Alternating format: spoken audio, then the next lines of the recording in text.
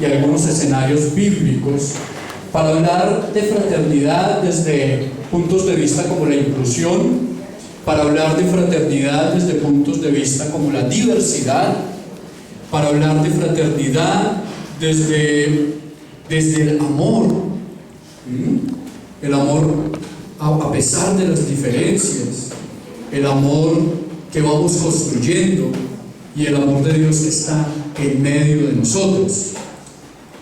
Hablamos de fraternidad, comprendiéndonos nosotros como una comunidad hermana, como una comunidad que es familia.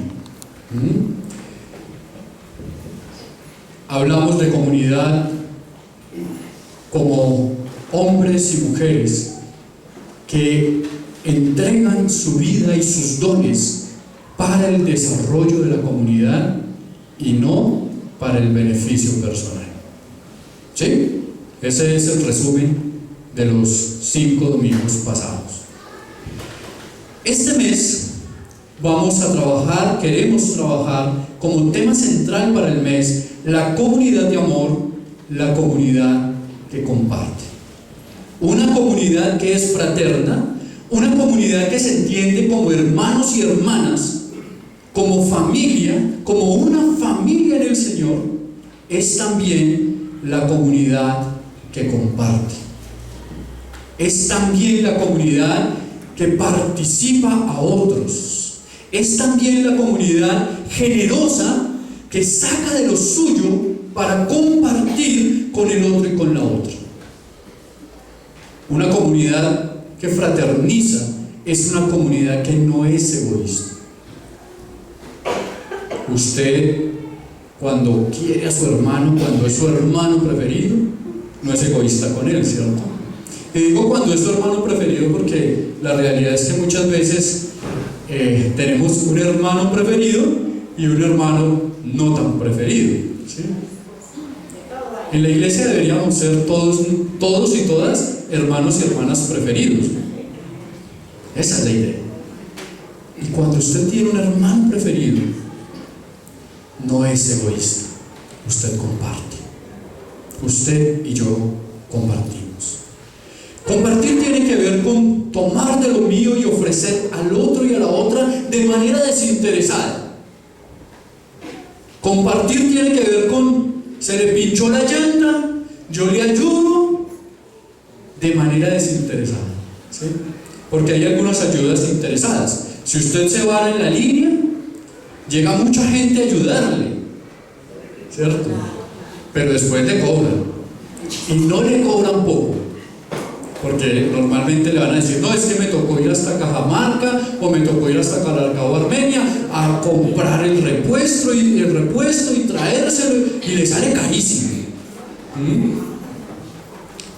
Cuando hablamos de compartir, hablamos de compartir de manera desinteresada, por el efecto del amor, por el efecto de la comprensión de la fraternidad. Yo ayudo a mi hermano o a mi hermana, yo ayudo a mi amigo o a mi amiga, yo comparto de lo que tengo con mi amigo o mi amiga, mi hermano o mi hermana, mi esposo, mi esposa, mis hijos, mis hijas, ¿verdad? Pero muchas veces nosotros pensamos en compartir desde la visión material. Y claro que debemos compartir en lo material también, pero este mes seguramente vamos a ver que no todo lo que compartimos es material. Hoy quisiera hablar de la palabra esperanza y amor para compartir en comunidad. La primera cosa que creo que nosotros debemos compartir en la comunidad es la palabra, porque nosotros nos reunimos aquí ¿en torno a qué? En torno a la palabra, en torno a la escritura, en torno a la escritura. Pero un poco sí quiero revisar y mirar cuál es nuestra palabra, cuáles las mejores palabras dentro de la palabra que nos gusta a nosotros compartir. Y la invitación es: compartamos a partir de la esperanza y del amor. Compartamos a partir de la esperanza y del amor. Estamos hablando de la comunidad de amor. Estamos hablando de construir comunidad. Y construir comunidad implica alimentar y construir la esperanza. Eso es lo que implica. Y entonces hicimos 2 lecturas bíblicas. ¿Recuerdan ustedes? La primera lectura, ¿cuál era? Isaías 6, 1 al 8. ¿Y de qué habla Isaías 6, 1 al 8? ¿Recuerdan ustedes? Es la experiencia de Isaías. Es una experiencia interesante, bonita, en la que Dios va a terminar preguntando: ¿a quién enviaré? E Isaías va a terminar contestando: envíame a mí. Pero desde el comienzo de la experiencia al final, a la respuesta de Isaías, hay unos elementos interesantes, elementos supremamente interesantes que vamos a revisar hoy. Y la segunda lectura es la lectura del Evangelio. ¿Y qué es la lectura del Evangelio? Entonces es justamente, bueno, conocemos el texto como la pesca milagrosa. Pero ¿qué es lo que realmente sucede en la pesca milagrosa? ¿Un milagro? No, es un llamado. Es un llamado. Al final, y pasa lo mismo, ¿no? Entonces comienza la historia, hay unos eventos interesantísimos, muy bonitos, y termina el Señor Jesús diciéndole a Simón: desde hoy te haré pescador de hombres. Tanto Isaías como Simón, tomándolos como protagonistas en los escenarios que hoy hemos leído, han sido llamados para compartir la palabra. Y han sido llamados para compartir la palabra desde el contexto de la experiencia de la persona con la palabra. Los 2 textos podrían tener algunas cosas en particular, de similitud, perdón. La primera es que los 2 textos nos presentan la realidad del hombre pecador y en culpa. Cuando el Señor se encuentra con Isaías, se le presenta a Isaías, Isaías dice: yo soy un hombre impuro, yo soy un hombre pecador de labios impuros, que me muevo en medio de gente de labios impuros y tengo culpa. Es un poco lo mismo que viene sucediendo con Simón. Hay una perspectiva de no soy digno de.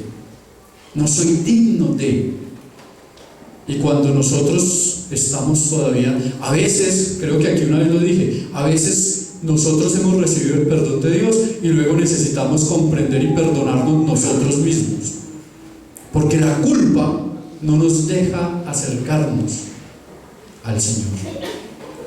Pero también los 2 pasajes muestran un llamado a una misión, un llamado a un ministerio. Hay un llamado. Los 2 pasajes también nos presentan caminos en la experiencia de fe. Caminos en la experiencia de fe. Los 2 pasajes, tanto Isaías como el pasaje del Evangelio, nos van a mostrar los caminos que el Señor usa para llamarnos a nosotros. Una experiencia, diría uno, esplendorosa es la de Isaías.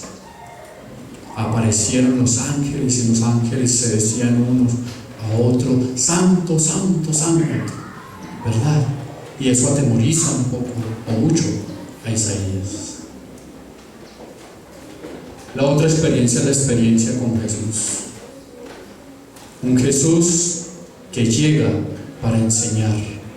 Un Jesús que llega para enseñar justamente la palabra, para compartir la palabra.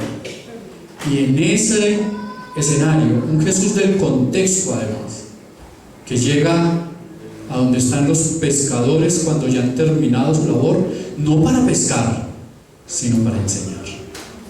Y sucede toda la experiencia de la pesca milagrosa. Teniendo en cuenta esas premisas, me gustaría entonces plantear cómo la apuesta de compartir la palabra de Dios es una apuesta desde la visión de la esperanza y del amor, y quiero plantearlo con dos postulados. El primer postulado: Dios nos llama a compartir su palabra.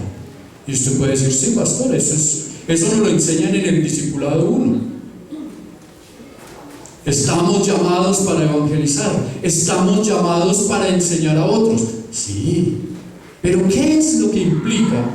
¿Qué es lo que implica compartir la palabra del Señor? Bien, la experiencia de encontrarnos con el Señor es una experiencia que es liberadora.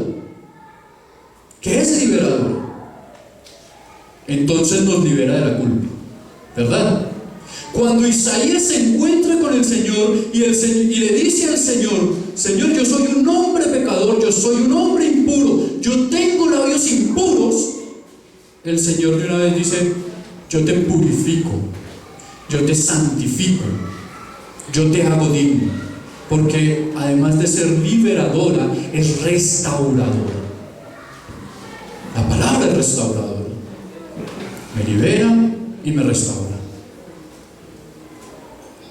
Si hablamos de liberación y de restauración, entonces esa palabra que es vivencia para nosotros, en una experiencia viva, en lo que nosotros hemos llamado la experiencia de la fe, debe ser replicada hacia otros y hacia otras. ¿Y qué es lo que nosotros hacemos cuando hemos tenido una verdadera experiencia de fe?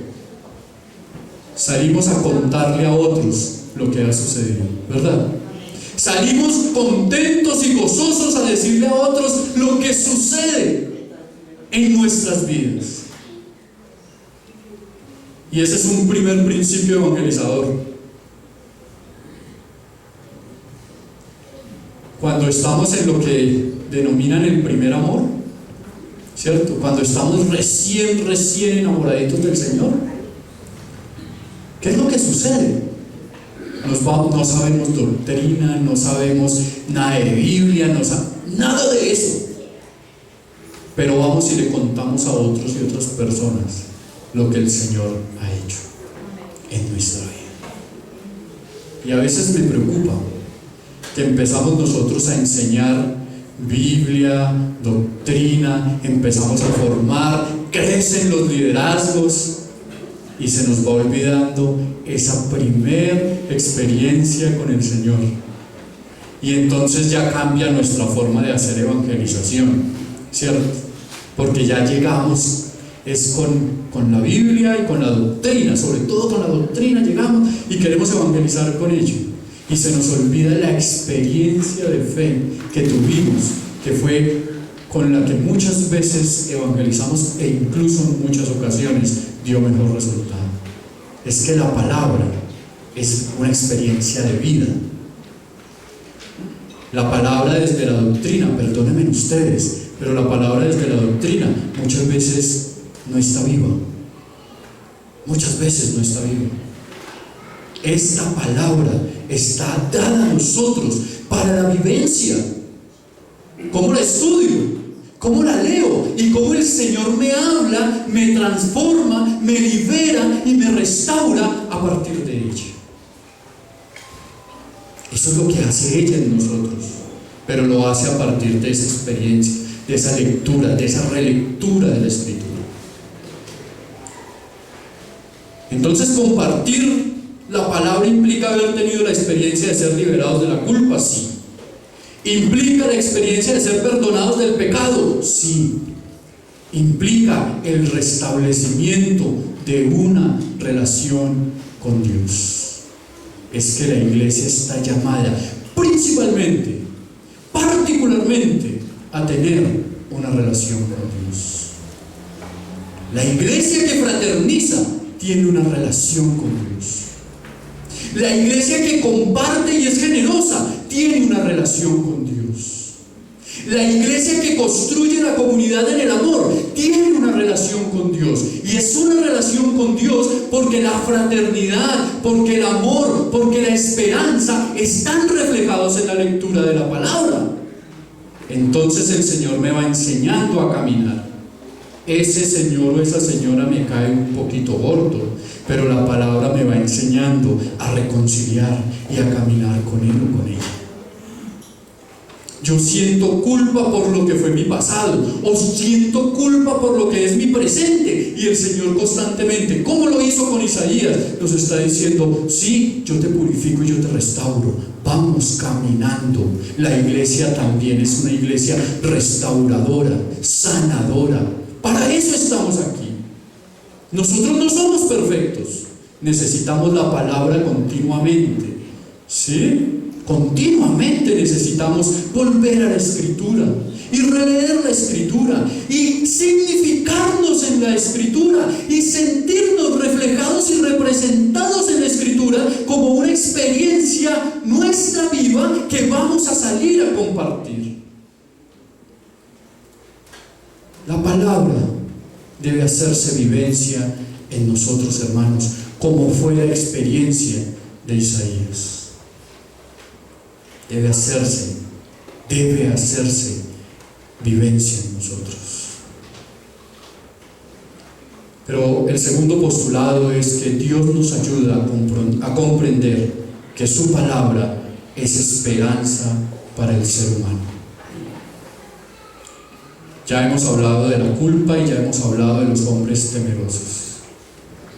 Pero ¿cuál es el resultado cuando Dios interviene en nuestras vidas? Ahora sí Dios pregunta: ¿a quién enviaré? Isaías responde: aquí estoy, envíame a mí. ¿Por qué? Porque ya fue restaurado. ¿Por qué? Porque ya fue purificado. ¿Le dio una clase de Biblia? No. Simplemente le dijo: yo purifico tus labios. No hubo clase de Biblia ahí. No le tocó como nos ha tocado a los pastores ir al seminario, ¿cierto? 3, 4, 8 años. No, fue una experiencia de fe. Y no estoy diciendo, siempre hago la aclaración, que la academia sea mala. Nosotros nos debemos a la academia. Estoy queriendo decir que la palabra, más que academia, es una vivencia de la fe.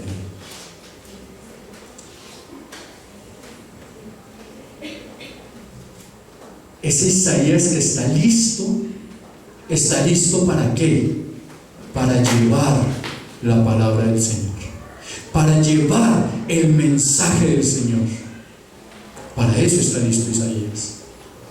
Y ahora sí dice: envíame a mí, Señor, envíame a mí. Pero por su parte el Evangelio nos muestra un Jesús que comprende el contexto.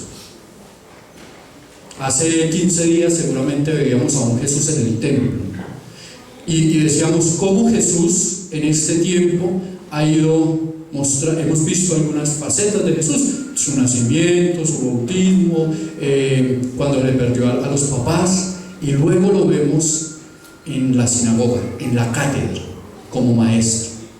Ahora vemos a un Jesús muy del contexto.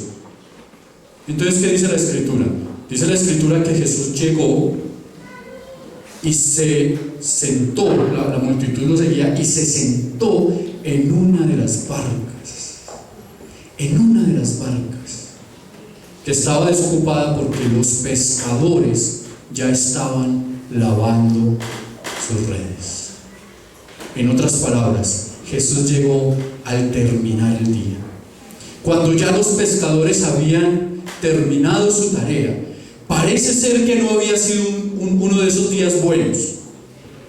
¿Sí? Eso es como cuando usted va a su trabajo y usted dice, a usted le preguntan: ¿y cómo le fue hoy? Está pesado, ¿cierto? Está pesado. Parece ser, la Escritura no dice que él habló con ellos, absolutamente nada de eso, pero parece ser que había sido un día complicado para estos pescadores. Ya estaban lavando las redes. Y entonces dice la Escritura que Jesús se sentó en la barca ¿Para qué? ¿Para pescar? ¿Sí? ¿Para qué? Para enseñar. Para enseñar. Este es el Jesús que aparece en nuestro contexto, en nuestra vida diaria, en nuestro día a día, en el cansancio del trabajo, en el cansancio de la universidad, y se nos presenta para darnos palabras de esperanza. Y dice la Escritura que Él habló y le dijo a los pescadores: echen la red, echen la red. Y ellos dijeron: toda la tarde, toda la noche hemos pescado y no sacamos nada. Ahí está el sustento de que el día había sido malo. ¿Y qué dicen ellos? Pero en tu palabra echaré la red. No sabemos qué enseñó Jesús, no sabemos qué enseñaría, pero yo creo en mi corazón que sus palabras fueron palabras de esperanza. Porque si la respuesta de Simón es: en tu palabra echaré la red, es porque efectivamente Jesús estaba hablando cosas lindas, cosas bonitas, cosas de esperanza. Jesús estaba mostrando el amor de Dios. Y entonces, mostrando Jesús el amor de Dios, Simón, convencido, dice: porque tú lo dices, porque ya nosotros tenemos claro que el día estuvo malo. Y sucede lo que sucede, sucede lo que ya conocemos, sucede el milagro. Y dice que tuvieron que llamar a otros pescadores y que la red se rompía. Y al final Jesús le dice, termina muy similar a Isaías. Y digo muy similar en el sentido del llamado a la misión, porque a Isaías se le pregunta. En cambio Jesús le dice a Simón: desde hoy, se lo afirma, desde hoy yo te haré pescador de hombres. En otras palabras, desde hoy vas a recordar esta experiencia. Y esta experiencia y esta enseñanza, es que las enseñanzas de Jesús eran teórico-prácticas. Primero habló y luego dijo: hagan. Y se vieron los resultados. Desde esa perspectiva, entonces, lo que Jesús está diciendo es: sí, de ahora en adelante tú vas a dar testimonio de mí. Te haré pescador de hombres.